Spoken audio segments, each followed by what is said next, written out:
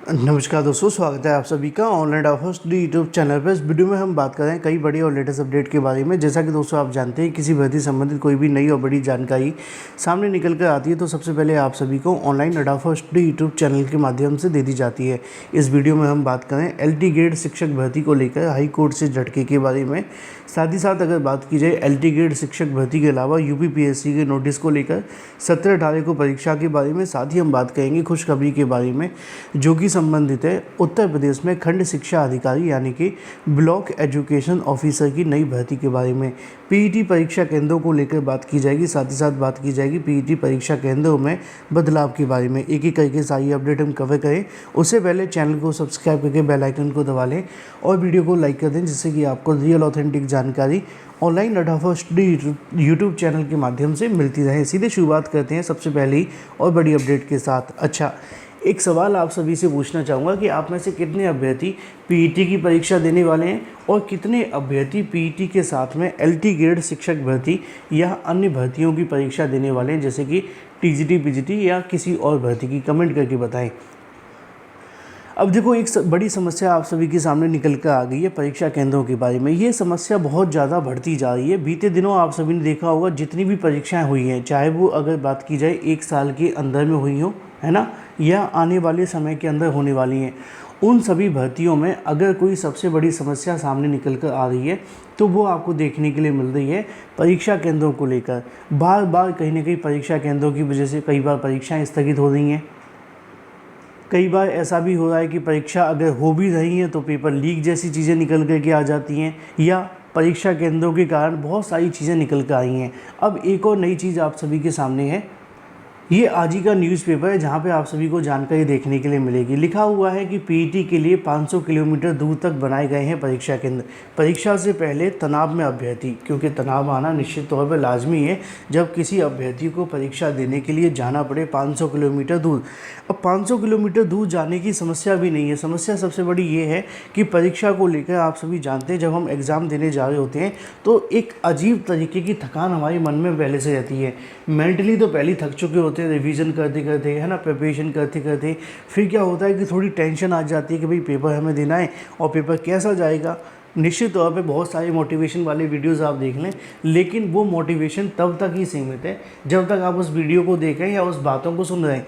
लेकिन जब आप मैदान में उतरते हैं तो चीज़ें अलग होती हैं, है ना। चीज़ें तभी सही होती हैं जब आपके पेपर अच्छा जाने लगता है ना। अब एग्ज़ाम से पहले आपके सामने टेंशन आ जाए कि भाई बहुत दूर जाना है परीक्षा केंद्र पर, है ना। अब यूपी आप जानते हैं बहुत बड़ा है, और अगर एक कोने से उठा कर के दूसरे कोने भेज दिया जाए तो क्या ही होगा। आजमगढ़ के परीक्षार्थी शुभम के करीब केंद्र की अगर बात की जाए तो 450 किलोमीटर दूर शाहजहाँपुर में डाल दिया गया है। अमर सिंह का जो परीक्षा केंद्र है वो 325 किलोमीटर दूर मेरठ में डाल दिया गया है। इन्हें कहीं ना कहीं जो परीक्षा को लेकर चिंता है कि अब इस दूरी को लेकर सताने लगी है कि ये मात्र उदाहरण है। प्रारंभिक परीक्षा की अगर बात की जाए तो इस बार आप सभी की जो परीक्षा होने वाली है वो 300 से लेकर 500 किलोमीटर दूर परीक्षा केंद्रों पर आयोजित होगी। क्या आपकी परीक्षा केंद्र इतनी दूरी पर है? इसके बारे में कमेंट करके बताओ, क्योंकि फिर कुछ लोग डिफेंड करने आ जाते हैं, आयोग को कहते हैं कि सर ऐसा कुछ नहीं है, मेरा तो 50 किलोमीटर है, मेरा तो बाहर निकलते ही आ गया, ऐसा तो नहीं है। तो अगर है तो आप लोग भी बताइएगा। यहाँ पे लिखा हुआ है कि शाहजहाँपुर के एक अभ्यर्थी का 325 किलोमीटर दूरी पर है। प्रयागराज के एक अभ्यर्थी की अगर बात की जाए तो उसका 400 किलोमीटर की दूरी पर है। आजमगढ़ निवासी की बात की जाए तो उनका 450 किलोमीटर। बलिया की अगर बात की जाए अभ्यर्थियों को लेकर 300 किलोमीटर दूरी पर मौजूद है। पात्रता परीक्षा दूर केंद्र बनने से अभ्यर्थी काफ़ी ज़्यादा चिंता में सता रही है कि अब परीक्षा को लेकर तैयारी करें कि यहाँ जाने की तैयारी करें, क्योंकि ये भी सच है कि आजकल जितनी लेट परीक्षा की हमें जानकारी मिलती है उतनी जल्दी कोई रिजर्वेशन भी नहीं मिल पाते हैं, तो और ज़्यादा दिक्कतों का सामना करना पड़ता है। लेकिन अब 100 बात की ये बात है कि परीक्षा केंद्र बदलाव के संबंध में अभ्यर्थी मांग कर रहे हैं। PET के लिए 25 लाख के समथिंग अभ्यर्थियों ने आवेदन किया है, तो आप जानते हैं परीक्षा के लिए निश्चित तौर पर समस्याओं का सामना करना ही होगा। इसी के साथ अगर बात कर लीजिए अपनी अगली अपडेट के बारे में, जो कि संबंधित है अब खंड शिक्षा अधिकारी और असिस्टेंट प्रोफेसर भर्ती के बारे में। खुशखबरी ये है आज आप सभी के लिए कि राजकीय विद्यालय में LT ग्रेड व प्रवक्ता भर्ती जारी होने के बाद उत्तर प्रदेश लोक सेवा आयोग 2 नई भर्तियों की तैयारी कर रहा है। आयोग किसी भी दिन इन दोनों भर्तियों का विज्ञापन जारी कर सकता है उच्च शिक्षा निदेशालय की ओर से असिस्टेंट प्रोफेसर के 1253 पदों पर भर्ती के लिए आयोग का अध्याचन लिया जा चुका है। वहीं खंड शिक्षा अधिकारी 200 से अधिक पदों की भर्ती चल रही है। अभ्यर्थियों को इन दोनों भर्तियों को कई वर्षों से इंतजार है।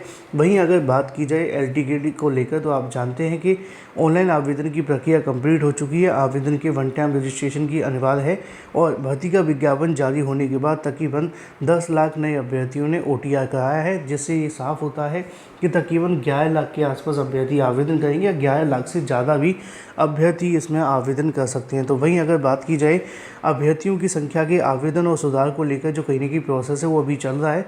और उसके बाद में प्रवक्ता भर्ती को लेकर अगर बात की जाए तो 1518 पदों के लिए ऑनलाइन आवेदन की प्रक्रिया 12 सितंबर तक चलेगी और उसके बाद में आयोग असिस्टेंट प्रोफेसर भर्ती को लेकर खंड शिक्षा अधिकारी भर्ती के संबंध में जो अपना विज्ञापन है वो जारी किया जा सकता है। प्रवक्ता भर्ती के लिए आवेदन की प्रक्रिया पूरी होते ही आयोग की वेबसाइट पे जो लोड है वो कम हो जाएगा। ऐसे में नई भर्तियों के लिए विज्ञापन जारी होने के बाद उनमें होने वाले आवेदन की वजह से जो लोड है वो नहीं बढ़ेगा। अब देखना दिलचस्प होगा आगे होता है क्या। जो भी सही सटीक ऑथेंटिक जानकारी होगी वो आपको मिलती रहेगी। तो अब जारी होने वाला है खंड शिक्षा अधिकारी उत्तर प्रदेश में नई भर्ती का विज्ञापन। देखना ये होगा कि कब तक आता है। वहीं अगर बात की जाए अपनी अगली अपडेट के बारे में जो कि संबंधित है LTKT शिक्षक भर्ती को लेकर।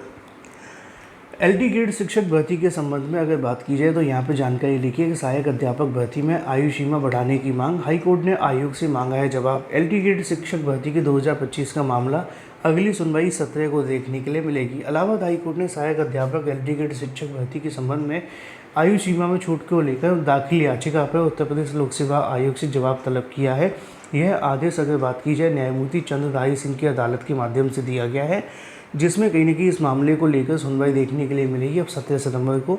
मांग सिंपल सी है कि इस भर्ती के अंदर जो आयु सीमा में छूट है वो दी जाए। बड़ी संख्या के अंदर अभ्यर्थियों के माध्यम से इसको लेकर मांग की गई है। इसी मांग को ध्यान में रखते हुए हाईकोर्ट के माध्यम से इस मामले पर आयोग से जवाब तलब किया गया है कि वो आयोग का क्या विचार है इस मामले पर।